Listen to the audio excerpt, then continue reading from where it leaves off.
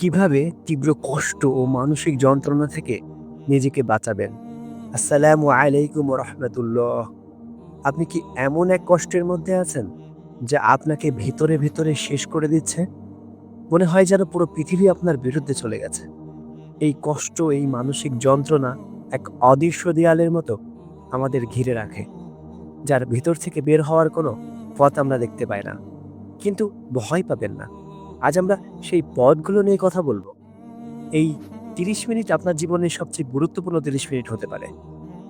তাই ধৈর্য ধারণ করে ভিডিওটি পরিপূর্ণ দেখুন। আল্লাহ সুবহানাহু ওয়া তাআলা পবিত্র কোরআনে বলেছেন, "আমি মানুষকে সৃষ্টি করেছি কষ্টের মধ্যে।" সূরা বালাদ আয়াত ৪। এই আয়াতটি আমাদের মনে করিয়ে দেয় যে কষ্ট জীবনের অংশ। কিন্তু এর থেকে মুক্তির পথও আমাদের ধর্মেই আছে। আসুন আমরা সেই পথগুলো খুঁজে দেখি। কষ্টের কারণ ও কৌরানিক সমাধান। মানসিক যন্ত্রণার মূল কারণগুলো ৩টি প্রধান ভাগে ভাগ করা যায়।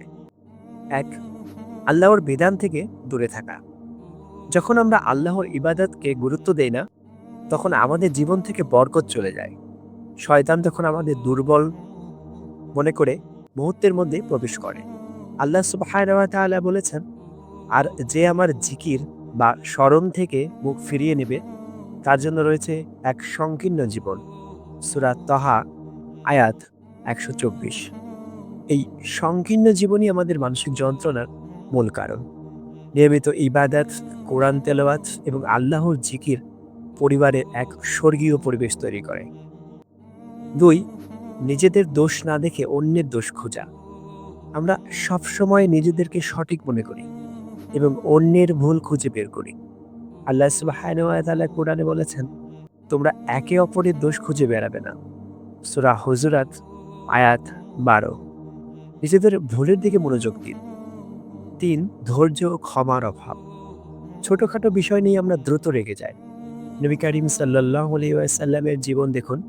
তিনি ছিলেন পৃথিবীর সবচেয়ে ধৈর্যশীল মানুষ। তিনি বলেছেন, রাগ শয়তানের কাছ থেকে আসে। আবু দাউদ। রাগ নিয়ন্ত্রণ করুন, কারণ এটি সব অশান্তির মূল। হাদিসের আলোকে কার্যকরী পদক্ষেপ। মানসিক যন্ত্রণা থেকে মুক্তি পেতে কিছু কার্যকরী পদক্ষেপ নিতে হবে, যা আমাদের প্রিয় নবী সাল্লাল্লাহু আলাইহি ওয়াসাল্লাম শিখিয়েছেন। ১. আল্লাহর উপর পূর্ণ বিশ্বাস ও তাওয়াক্কুল। রাসূলুল্লাহ সাল্লাল্লাহু আলাইহি ওয়াসাল্লাম বলেছেন, যদি তোমরা আল্লাহর উপর যথাযথভাবে ভরসা করো, তবে তিনি তোমাদেরকে পাখির মতো রিজিক দেবেন। সকালে খালি পেটে বেরিয়ে যায় এবং সন্ধ্যায় ভরা পেটে ফিরে আসে। তিরমিজি। এই হাদিসটি আমাদের শেখায়, আমাদের সব সমস্যার সমাধান আল্লাহর হাতে। ২. ইস্তেগফার ও দোয়া। আমাদের পাপের কারণে অনেক বিপদ আসে।